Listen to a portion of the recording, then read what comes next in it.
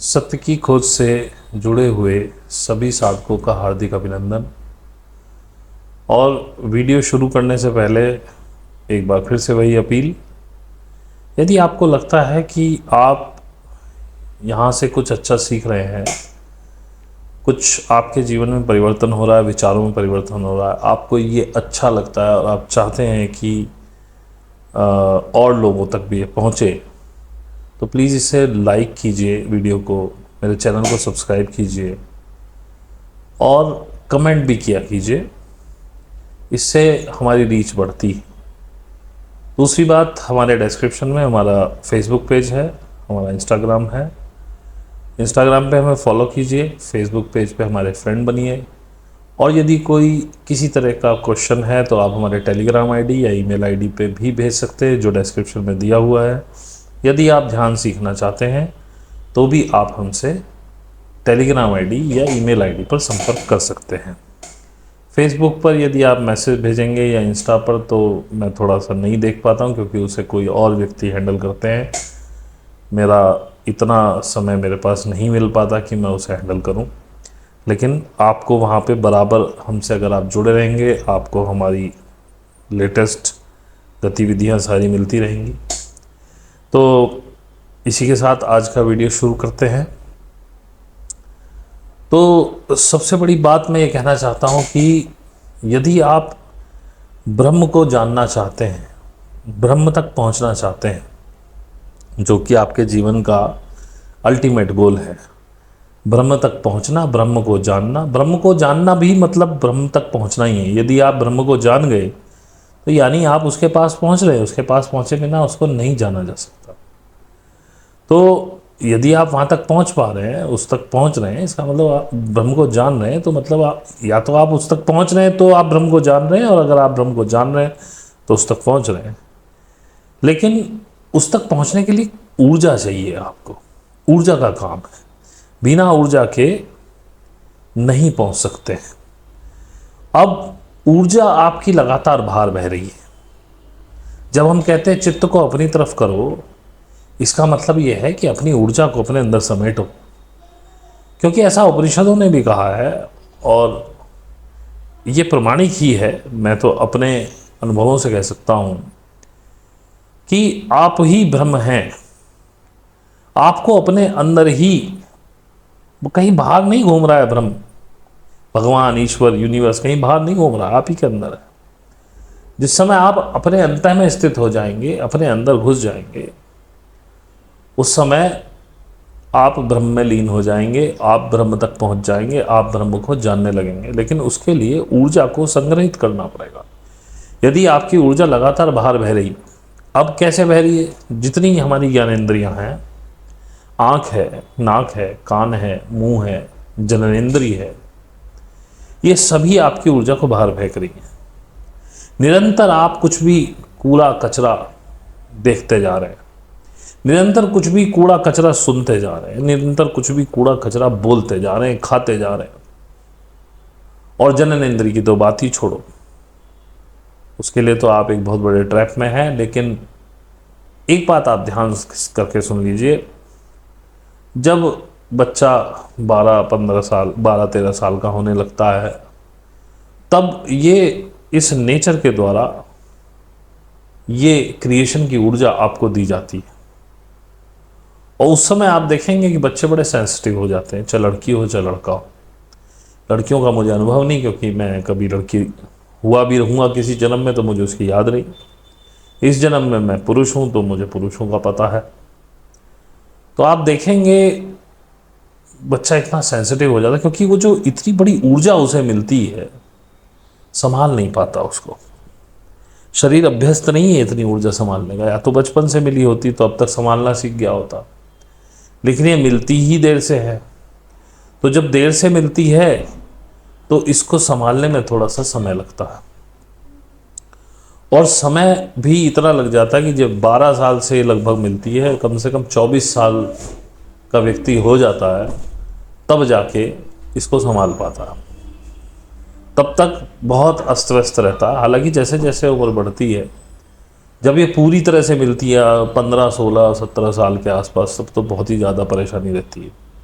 Mails का मैं बता रहा हूँ, हालांकि हाल फीमेल्स का भी कुछ कुछ ऐसा ही होता है, लेकिन क्योंकि मेल ऑर्गन ऐसा होता है कि वो दिख जाता है, इरेक्ट होता है, तो पता चलता है कि भाई ये बंदा इस समय उद्वेलित है। लेकिन उसमें उसकी कोई गलती नहीं है, ये नेचुरल है। आपको इतनी बड़ी ऊर्जा मिल जाए अचानक से, आपको अचानक से करोड़ों रुपया मिल जाए, आप पागल हो जाएंगे, क्या करूँ मैं इसका, उल्टी सीधी चीज़ों पर खर्च करेंगे। आपने सुना भी होगा कौन बनेगा करोड़पति में, बहुत से ऐसे एक्सपीरियंसेस हुए हैं, ऐसे एग्जांपल्स आए हैं कि लोगों को करोड़ों रुपए मिले, जिस वो टैक्स वैक्स काट के भी अच्छे करोड़ों रुपए मिले, वो बर्बाद हो गए, उन्होंने शराब पीना शुरू कर दिया, संभाल ही नहीं पाए। एनर्जी है पैसा भी, तो ये तो सबसे बड़ी एनर्जी है क्रिएशन की। तो इसके बारे में बहुत सारी चीज़ें, ये गलत चीज़ है, ये गंदी चीज़ है। गंदी चीज़ें करते क्यों हो? क्या इस संसार में जीवन की उत्पत्ति इस एनर्जी के बिना हो सकती है? क्या तुम्हारे माँ बापों ने नहीं किया, या तुम नहीं कर रहे हो, या तुम्हारे बच्चे नहीं करेंगे? तो गंदा बंदा कुछ नहीं है इसमें उस समय। लेकिन ये भी ऊर्जा का ह्रास हो रहा है। हालांकि ये ऐसी ऊर्जा नहीं है जो संग्रहित की जा सके, ये तो अपने समय से निकलेगी। अब हमारी गलती थोड़ी है कि गवर्नमेंट ने रूल बना दिया कि 21 साल से पहले लड़के की शादी नहीं होगी, 18 साल से पहले लड़कियों की नहीं होगी। तो शारीरिक प्रक्रिया है। पहले बाल विवाह होते थे, 12-14 साल की, 16 साल की बच्चों की खूब शादी होती थी, बच्चों की होती थी 17-18 साल की। वो शारीरिक उसके सौष्ठव के हिसाब से हुआ करता था पहले।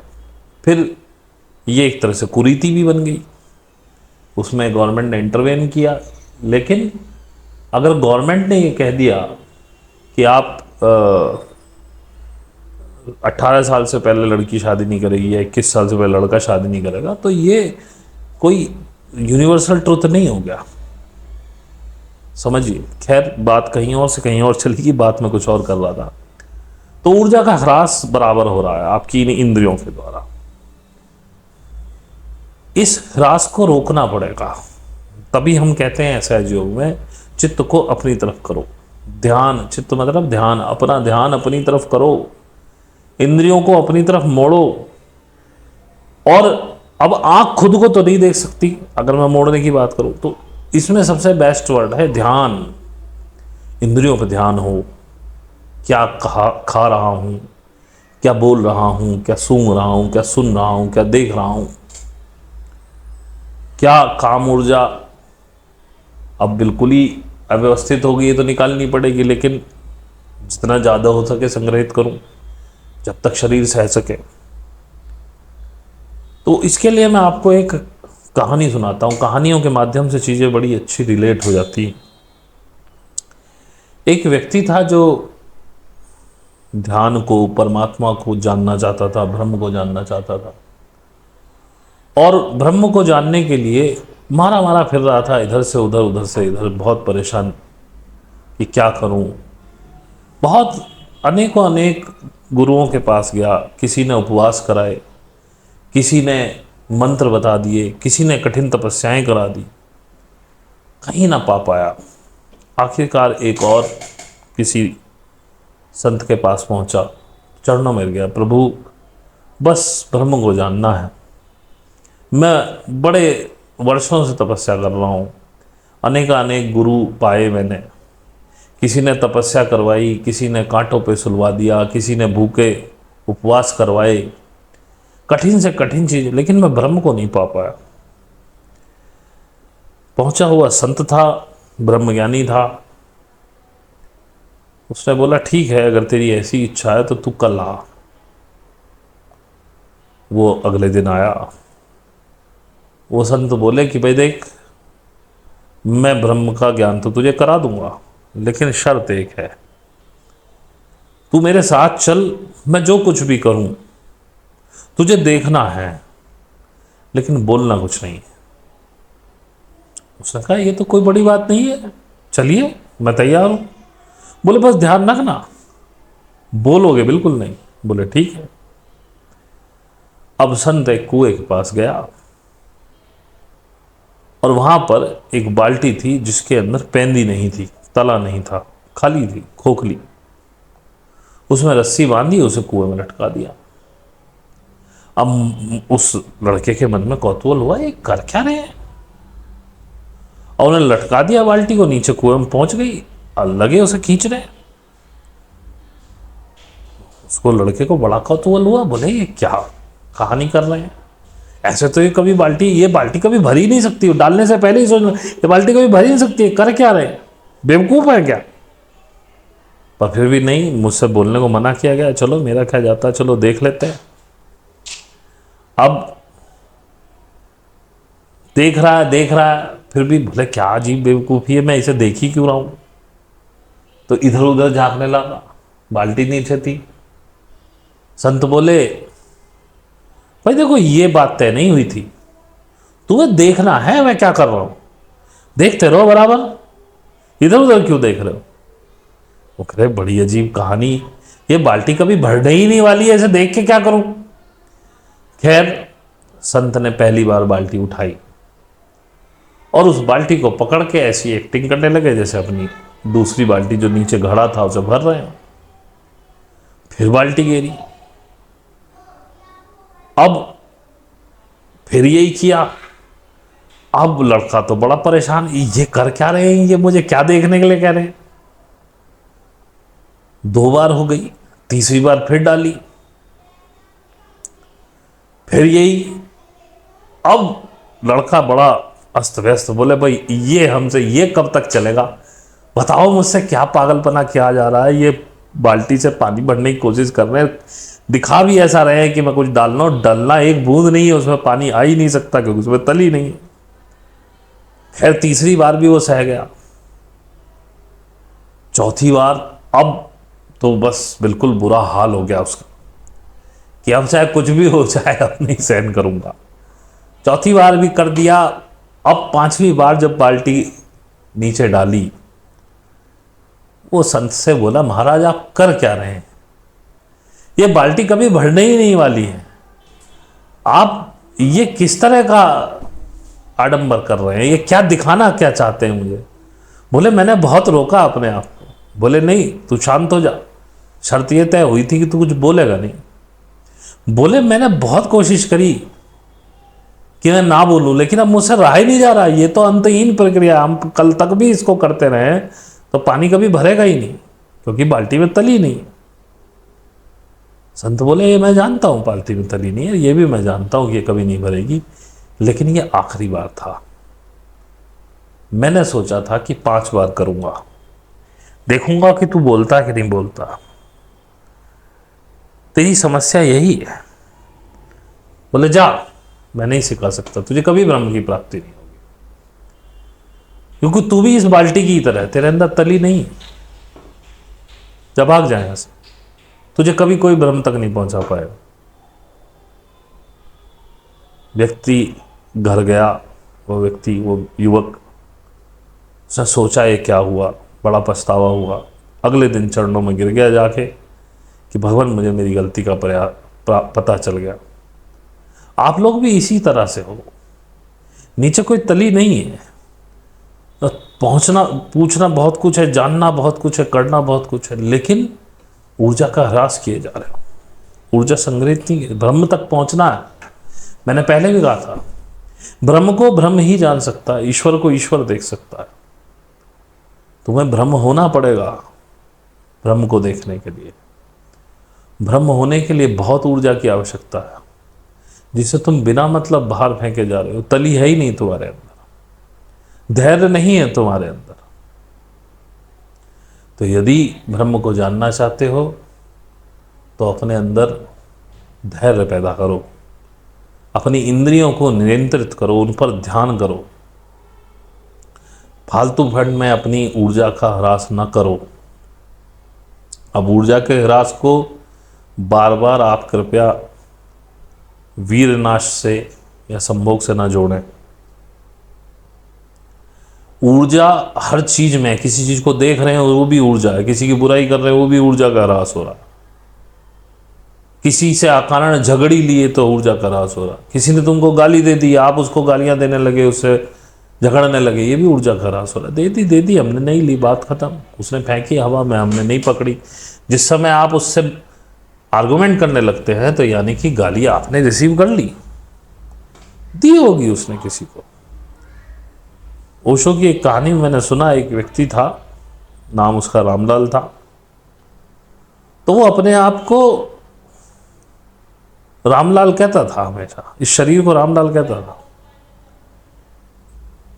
जैसे चौपाल पे बैठा हुआ, आया, बड़ा हंसा, बोले भाई आज रामलाल के साथ बड़ा बुरा हुआ। बोले क्या? बोले ध्यान से नहीं चलता, बोले गिर गया गड्ढे में, सारा कीचड़ में। मैंने कहा ले रामलाल, और चल ऐसे ही, लगा ध्यान कहीं और, साले जमीन पे चल रहे, जमीन पे ध्यान रखो, गड्ढा तुझे दिखा नहीं, ले गिर गया। आज बड़ा आनंद हुआ, आज इसको सही सबक मिल गया। तो वो इस तरह से बात करता था। उसको पता था कि तू ये शरीर नहीं, शरीर है रामलाल। तो आपका जो भी नाम हो, मेरा नाम अनुराग है, तो ये शरीर का नाम अनुराग है, मैं अनुराग नहीं हूं। मैं तो हमेशा अजन्मा, मेरा कभी जन्म नहीं हुआ, मैं कभी मरता भी नहीं। ऐसे पता नहीं कितने शरीर बदले और पता नहीं कितने बदलूंगा। कोशिश यही है कि इस बार ना बदलना पड़े, पा जाऊं उस ब्रह्म को। पता नहीं पाऊंगा कि नहीं पाऊंगा। अब उस ईश्वर ने ही कोई ड्यूटी दी है, उस परमात्मा ने कोई ड्यूटी दी है। अकेले इस मार्ग पे चलना बड़ा आसान है। इसीलिए यदि आप देखेंगे बौद्ध धर्म में बोधिसत्व की मान्यता भगवान बुद्ध से बड़ी है। भगवान बुद्ध जब तक घूमते रहे, लोगों को सिखाते रहे, तो बोधिसत्व थे। बोधिसत्व वह व्यक्ति है जो अपने बुद्धत्व के मार्ग को, बुद्धत्व तक पहुंचने के मार्ग को अवरुद्ध करके और लोगों को बुद्धत्व के मार्ग पर लगाता है। तो उसकी इज्जत ज्यादा बड़ी है बौद्ध धर्म में। तो जब तक गौतम बुद्ध बुद्ध नहीं हुए थे, जब इस मार्ग पे चल रहे थे और लोगों को जोड़ रहे थे, साधक बना रहे थे, बोधिसत्व थे। जब वो बुद्ध हो गए तो अब उन्होंने वो ब्रह्म का पद पा लिया। हालांकि उन्हें पूजा जाता है, लेकिन बोधिसत्व महायान का, ये महायान शाखा का है, उसमें अवलोकितेश्वर जो हैं, जिन्हें हमारे यहाँ शिव के रूप में लाए हैं ये ब्राह्मण उठा के, वो अवलोकितेश्वर जो है उसकी मान्यता बहुत है, उसकी पावर्स बहुत दिखाई हैं। और वज्रयान में तो खैर फिर तारा वगैरह आ जाती हैं, तो वो एक अलग मैटर हो गया। तो अगर मुझे ईश्वर ने ये कहा है कि अभी आप सिखाइए, तो मैं सिखा रहा हूँ। वरना अगर मैं सिखाना छोड़ूं, ये सब प्रलाप बंद कर दूं, जितना समय आपके लिए लगा रहा हूं उतने समय में मैं अपनी साधना और कर सकता हूं। लेकिन मिलेगा क्या? केवल मैं वहां तक पहुंच पाया। हालांकि मेरा उद्देश्य वही है, और मुझे ये भी पता है कि यूनिवर्स किन्हीं अंतिम सालों में मुझे ये भी कहेगा कि भाई अब बस बहुत हुआ, अब अपने लिए काम करो। लेकिन तब तक कम से कम 8-10 बोधिसत्व तो देने पड़ेंगे। 2-4 भी दे पाया, जिनके साथ 150 आदमी जुड़े हों, तो मेरा उद्देश्य पूरा हो गया। यूनिवर्स, मेरा तो कोई उद्देश्य नहीं, यूनिवर्स का उद्देश्य पूरा हुआ। अब ये समय बताए कि 8-10 होंगे कि 20-25 होंगे कि 2 ही रह जाए कि 1 भी ना हो। क्योंकि यहां तक भी मुझे यूनिवर्स लाया, मैं किसी लायक नहीं हूं, मैंने कुछ किया भी नहीं, ना मैं कुछ कर सकता हूं। आगे भी वही लेके जाएगा, तो उसकी इच्छा का मैं पालन कर रहा हूं और आप लोगों को सिखा रहा हूं। तो इस वीडियो का लब्बो-लबाब यही है कि अपनी ऊर्जा को संग्रहित कीजिए, अपनी बाल्टी में पैंदा लगाइए, धैर्य रखिए, थोड़ा ठहराव लाइए, चीज़ों को परखिए, जागिए, भागिए मत। भाग तो रहे हो ना जिंदगी भर, क्या मिल गया तुम? जागिए, देखिए, इंद्रियों को अपनी तरफ कीजिए, ध्यान को इंद्रियों पर लगाइए। क्या देख रहा हूं, क्या सुन रहा हूं, क्या इसकी आवश्यकता है? ये सब जितनी भी मैं आपको चीजें बता रहा हूं, ये बिना साधना के असंभव हैं, नहीं कर पाएंगे आप, हो ही नहीं सकती। इसके लिए आपको एक साधना करने की आवश्यकता है और उस साधना को सिखाने वाले एक गुरु की आवश्यकता है। यदि इस वीडियो को देखने के बाद भी किसी के मन में ये कोई लालायित हो सीखने के लिए, साधना, ध्यान साधना के बाद आएगा, ये दोनों अलग चीजें हैं, मैं कई बार बता चुका।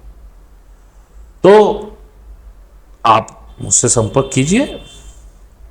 इस डिस्क्रिप्शन में हमारा ईमेल आईडी, टेलीग्राम आईडी पड़ा हुआ है, वहां आप मैसेज कीजिए।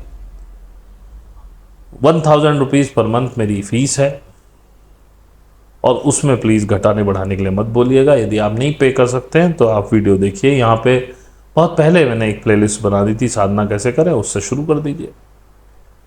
ये ज्ञान फ्री उपलब्ध है, इसका कोई पैसा नहीं, लेकिन अलग से सिखाने का पैसा है। और डिस्क्रिप्शन में हमारा फेसबुक लिंक भी है, इंस्टाग्राम भी, उसे फॉलो कीजिए, फेसबुक पे फ्रेंड रिक्वेस्ट भेजिए। और आपको यदि ये वीडियो अच्छा लगा है, लाइक कीजिए, सब्सक्राइब कीजिए, शेयर कीजिए, कमेंट्स कीजिए, क्योंकि उससे हमारी रीच बढ़ती है और हम और लोगों तक पहुंचने में कामयाब होते हैं। पता नहीं आपके प्रयास से किसकी ज़िंदगी बदल जाए। इसी के साथ बहुत बहुत धन्यवाद आपका सुनने के लिए, और धन्यवाद के साथ आपसे विदा लेता हूं। बहुत बहुत धन्यवाद। Thank you.